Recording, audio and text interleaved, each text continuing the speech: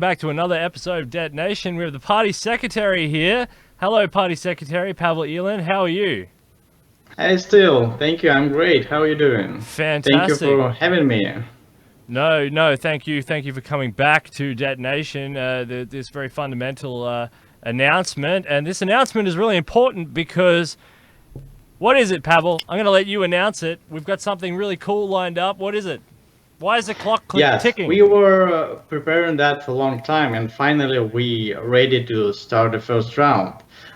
First round on our great candidate debates for presidency of the United States, which will occur in September 14 in 5 p.m. Pacific, U.S. Pacific time. And debate's gonna be with the candidates Haywire, Halsapple, Harris, Karras, and Forsyth. So it's gonna be great. It's gonna be just the first round. So we're gonna announce second round later, and yeah, this is it. It's happening. Absolutely. It's all going to be here on this channel, all exclusive, all live, all happening, and we're going to have a bunch of different people joining us. Peter Zing, hopefully, we'll if you can find time between Singularity University and hang out with Peter Diamandis to find the time to hang out with us, that would be nice. And also, the other cool people who are coming on, Lev and Jules, those great little YouTubers down there, doing a great job. And they're going to be coming on and help me co-host. We're going to have a bunch of special guests. It's going to be awesome. It's going to be really, really cool. Yes, and as you said, still, I want to say thank you so much for supporting USTP and debates, and your media support, and also your technical support for organizing this broadcast. So thank you so much for being around and helping us. When we started a news channel, I wanted to be news, right? And when you're in news business, you want to be ahead of the game, right? And where's more ahead of the game than the USTP? I mean, this is tomorrow's news today, far more than Alex Jones's tomorrow's news today, because Alex Jones or somebody like that, they pick generic statements that go way back through time. You can just pick these patterns out, right, through time, and you can go, oh yeah, that's what's going to happen. But what we're talking about here is so unique, so special, so cool, so fundamental to global change that it's tomorrow's news today. First time in history when the transhumanists tried to run for presidency, and the transhumanists had a real debate. Before, the Zoltanism was only one candidate and there was no debates, and now there's so many candidates, and the community is involved in the discussion, and it's awesome. It's great. I'm so happy to be part of this process. Yeah, me too, and that's absolutely great for me, in that way. And thank you for your support. And the community, I find, has absolutely rallied hard, and I'd like to thank them back, for supporting me in such an enormous way. Because it can get very, very tough. It's a very grueling adventure, but it's worth the rewards. You make a lot of friends. You get a lot of contacts, high contacts, good contacts, solid contacts, and there's stimulating debate and stimulating discussion, and above all, you end up with solutions to global problems, global issues of health, wealth, society, blood and treasure, and sorting out some of the geopolitical mores that have gone on for centuries, and rising above all of that. And and that's what I've kind of been searching for, because in a way, studying geopolitics or studying this or studying that, you always end up in these same logic loops. You end up in these same scenarios where these different schools of thought take you round and round and round in circles, and there's no path. We need to break this circle. Yeah, there's no path outwards, and transhumanism, in a way, it supplies you a path out, and that's good, because that's actually solutions. That's actually actual solutions, as opposed to just falling into the remit of a new and sometimes stubborn ideology. Yes, I'm so excited about transhumanism in general, because it's not about like left, right, center. It's about to go beyond the default settings of our existence. So it's really great. And I would like get back to debates a little bit, and I want to encourage the everyone to join the U.S. Transhumanist Party, because if you are a member of U.S. Transhumanist Party, you can vote for in these primaries, and membership is free, obviously, and you can join. In order to be able to vote on this election, you have to join through September 21st, to be eligible to take a part of this election. So I encourage everyone from every part of the world join US Transhumanist Party, and so you can have a voice. Yeah, absolutely, and it's very encouraging to hear you say that, and you're the party secretary, and I know you have to say that, but you say that out of the genuineness of your heart as well, because you're not obliged to say that in a certain context of speaking. So no, that's really encouraging. It's good to hear, because as we were saying, there's solutions embedded into these problems, and if you want to go around and around in circles for another 200 years while you watch the planet burn, I mean, you can jump off this channel and you can go watch something else, that's for sure. But if you actually want solutions, if you want to dig into the depths of the problems of that's going on in the world, you have to look into and you have to grow up, and you have to mature in your mind and say, hey, we're going to tackle some of these big solutions. And you're also, on the other side of the coin, you have to be ready to take the big hits. I mean, some big fundamental hits to your ideological setting. One of these ideological settings that people have to take a hit to, regardless of where they fall on the spectrum, is something like UBI. Because we're at this point in history now. I know you're a fan of UBI, and I know you're a fan of capitalism. How do you marry the two? I'm strongly pro UBI because it's not just the free money. UBI it's liberation of people. Most important for people to have access not to money but to time, to develop themselves, to have education, to just wondering about life and the universe and your place in the universe. When you have to just survive, you don't have opportunity to questioning your existence and wandering around. And it's important to wander around to find your place and yourself. And UBI, it's the tool which helps us to liberate people from this scarcity mindset. So I'm strongly for UBI. And I'm going to be really interested. The reason I bring UBI up is because it's going to be one of the big debating points at the debate. And, there's different candidates out there with different debating points. Are you excited by any of the candidates in their UBI debates and their arguments? Well, I'm happy that the issue is on the table and the candidate is going to talk about that. I'm not going to talk about any specific candidates, the opinions. So let's let them talk about that, and then we can discuss what they're going to say and let people to decide what they like about either program of either candidates. Yeah, I know what you mean. And as a party secretary, I guess you have to say sort of neutral. I personally, Yes. I personally like, I kind of like Rachel Haywire's UBI policy simply because it's almost in line with Andrew Yang's policy. But Ben Zion's UBI policy is almost as good in the fact that he has it mitigated with federal land leases. So he's trying to pay for it there, and he also has it budgeted with a sort of decommissioning of the U.S. military in a way. So he's got that sorted. Shatke, it comes around and says he can't do math.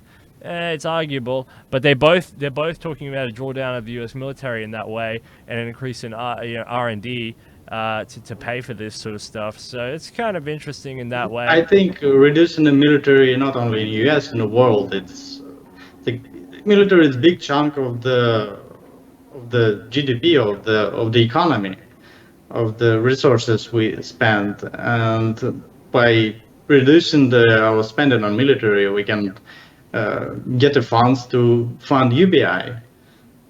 And I'm sure there's not only military, there's lots of wealth. It's just not in our culture, in our economy. It's just not distributed very too equal. So it's very distributed not equal at all, and the gap between super rich and super poor it keep growing. So we need to like it's not like we lacking money or resources or we lacking food or something. It's there. We just not give people access to it. So we Yeah, have to make this resources available to as wide range of the population as possible. yeah, absolutely. Money is a resource, and you know, and it gives you, enables you to have access. So it's a domestic policy in that way. That's kind of why I'm attracted to the Benzion one. Why? Well, even if it doesn't work out practically, it really goes to that extreme edge of enforcing this idea of automation, and you know, and the fact that UBI has to become a thing. Whereas, you know, the more practical stance of Andrew Yang's freedom dividend and or Haywire's, you know, she doesn't push it too much, but Haywire's policy as well. You know, they're interesting and they get on the table, but at the same time, it's like, meh, you know, they had, there's accusations of almost, you know, socialist notions in there, whereas at least these far edge ones, it's like, why would you go that hard? And I think that's kind of good as a thought experiment while we're in this stage of the USTP, right? Yeah, I think all this again, this division on the socialist, capitalist, or libertarian, it's so boring and it's so like it's keep us within the circle we're running around. You were talking about before. So like I like the like Andrew Yang said about we have to move forward, not right left but forward. But Andrew Yang for me it's also kind of conservative. But I like this phrase that we have to move forward. We have to move beyond this traditional divisions, traditional the ways of distributing the wealth and value in the economy. Yeah, we have to change the culture. I think like in 10, 20 years, we will think about the notion of working for someone as a barbaric institution, and we're gonna think, oh, how people were living there. It's such a terrible idea to like just live just to work. And it's not like I don't think people start doing things. People will be more free to do more and to do more thoughtfully and empathetically things they really excited about. So I don't think we're gonna through UBI and through abolish this working culture. I don't think we're gonna raise like, generations and generations of lazy people. I think we're gonna raise more free and more like excited, more empathetic generations, and it's gonna be great. Okay, I'll frame it to the capitalists like this. This is how you have to frame it. You know, capitalists saying there's always competition. Well, you know, UBI, the idea is a form of competition, right? You understand what I mean? So it's a competitive. UBI not gonna remove competition. Well, it just that's what allow you to it's survive. a competitive idea in the marketplace, right? If you're thinking about it just from competition perspective, UBI is a player and it's competing in the marketplace. And if you have a better idea, I mean, come up with it. But the thing is, and you've hit on a very important note here, you know, about working conditions. In the 1800s, in the 1700s, since the Industrial Revolution, and forward. What is the whole labor unions, all this other stuff, advancements, safety regulations, all this has been about improving the working conditions. Why? Because they knew that people would be trapped into a working relationship. The reason communism in Russia and the Bolsheviks won and all of that is because they revolted fundamentally against that whole system of the overlord capitalist class, bourgeoisie, crushing the proletariat, right? So they tried to throw that Russia, system over. Especially it worked in Russia because there was a huge history of slavery. So the people peasants, was Russia abolished slavery even later than U.S. Peter the Great, right, or later? No. I mean, in the late 19th century, Yeah, Peter the Great only increased slavery. Because I remember Napoleon Bonaparte and Peter, I think it was Peter. They were arguing over Alexander, yeah, at the river, and they were arguing over the peasants. And he said, and Napoleon sold it down the river. They said, do you want to do with these 10 million? Because he was marching across Europe with liberty, fraternity, brotherhood. Yes, and then Alexander said, no, I'm not going to do it. And he said, all right, don't worry about it. He left. But I totally understand what you mean. So there's been an evolution in that sense in work, right? But we've got to the point where work itself, that idea, is becoming an obsolete notion. Yeah, because we have all this. We don't really need the strong AGI to automate all the labor. We already have all the technology. We just need to have the courage to invest in these technologies, to implement these technologies, to automate as much labor as possible. And we're doing that. But the problem when we automate the jobs, we still keep this the capitalist mentality. Shareholders of the big corporation increase the profits, but a lot of people left behind without any opportunity to support themselves, and that's why UBI is so important. Apart from UBI, what other thing are you excited to hear about during the debates for the candidates to talk about? Any other policies? Any other ideas? Anything that they floated? Anything you've heard on this show? What other notions or ideas are you happy and you want to hear? What type of rhetoric do you want to hear from them at the debate? And if you want to name any of the candidates, that's up to you. I would like to hear how the candidates gonna reform the healthcare system in US, because it's very important in context of life extension therapies which coming, and accessibility of these therapies, because now there is no universal healthcare, and if you doesn't have insurance, you're gonna be left behind. And obviously, if you don't have insurance and money, you're gonna be left behind. Nobody gonna treat you. So I'm wondering how candidates going to improve the system of the healthcare, and how they're going to make all this even current healthcare technologies, and most important for me, life extension technology, available to everyone. So this is a very important topic for me.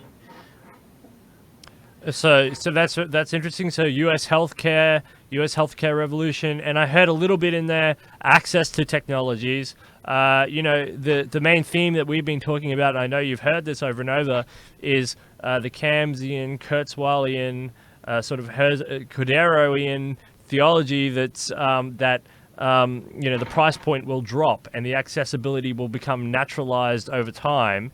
Do you agree with that, or do you think the government needs to get involved before the price point drops, especially with some of these fundamental technologies? I think government should be involved, because it's not guaranteed that market will make it available and cheap. It could happen, but it also could not. For example, if you can see how not available the US education system, it's getting less and less available. Colleges became more and more expensive. So it's on the market. It's like in its existing capitalist context, but it's not, and it's been around for how many centuries, and it's not getting more and more available. So, but is that because U.S. Version of education is now outdated, and the internet has surpassed it, and it's become the only way they can cement their reign is by using that piece of paper to get bureaucratic jobs. Because that's what I see from here in Australia. Yeah, but for example, in Russia, education have the same traditional education with universities, but it's much more accessible. There is like half of Cuba. the spots in a university funded by federal government. For example, my PhD program was funded by federal government. Like I didn't pay anything. They even paid me the scholarship to do this the program. So it's not about the I agree also that there's so many resources, educational resources, like out there in internet, in like online courses, and it's free. But I think that it's important to have this offline conversation with the professors, with the mentor, which you can get access through the online courses. Absolutely, and So I they need think a place to we pool and sh- to gather and to socialize. yes, exactly. We should improve the any education tools we have and online courses and traditional university, traditional academia. Absolutely. Anything else you want to hear from the candidates? You're excited to hear about their policies, about the way they debate. Anything else you want to say? We're running out of time here. I would like to hear from them how they going to mediate between different groups of interest within transhumanists and outside the transhumanism. Because there's lots of people who want to focus just on life extension. Some people want to focus on uploading and AI, and how they gonna be, how they gonna have a dialogue with the different interests, different aesthetics, different ethics, and also how they gonna communicate with the population, non-transhumanist population, and how they gonna persuade people to become a transhumanist, or yes, how they gonna like work with the lower future shock level audience, and how they gonna go beyond this tribal, how they gonna overcome other and tribalism within transhumanist party and transhumanist community, and within whole culture of the world. Yeah. Think big. Think big on these ideas. And I recommend people. Ben Zion. He did a press release, and he just did a conversation with me. You go one video back in this playlist or wherever you're watching, and check out his thing, because he tried to do some sort of policy release where he was saying how to heal the party, how to grow the party into how to grow the party with third party policies, how to do a whole bunch of stuff. And go watch that video. It's very intriguing, and he's really thinking like a real leader, which I haven't seen from any of the other candidates yet. I still see them sniping on policy. I still see them sniping on interpersonal conflicts and stuff. And this guy's saying, well, actually I want to go beyond and up and beyond. And he's been forming alliances with other members, so it's been very intriguing from his perspective on that. I would recommend people go back and watch that video. We'll see what the other candidates do. Some other candidates are haywire, very intriguing. Harris is coming in a little bit late, but we'll also see what he can get up to. I'm not so sure though that he's very big on charities, and that might work well with someone like Shatke, but I don't know how that will play to the Transhumanist Party as a whole. So we'll have to see about that. Yeah, let the candidate express themselves, express their programs, and people will decide. Yeah, absolutely, and that's the whole point of it. People will decide at the end of the day. So it's very intriguing. It's very interesting. Is there anything else you're looking forward to from them? You want to hear from them? Anything? I want to hear philosophical and intellectual debates, not throwing the crap to each other, but actual debates. I want to see the dialogue. exchange of ideas, exchange of the thought process, exchange the different pictures of the world and the pictures of the future. So I want to see this fusion of the ideas and to again picture the future. And through this dialogue, I think we can build the better future for everyone.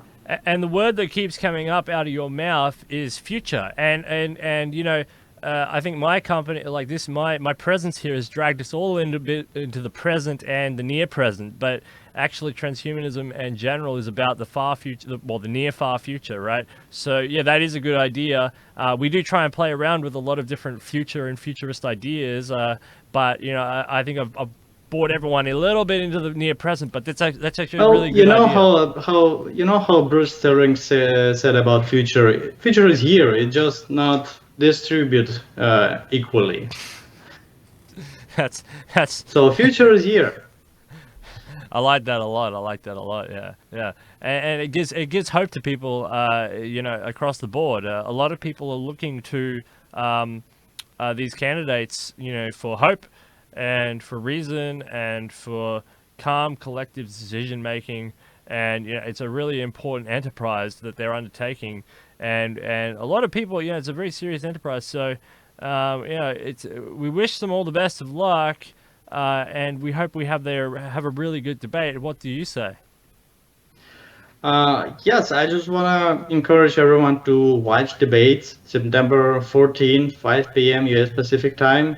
And again, join the USTP through September 21st and vote.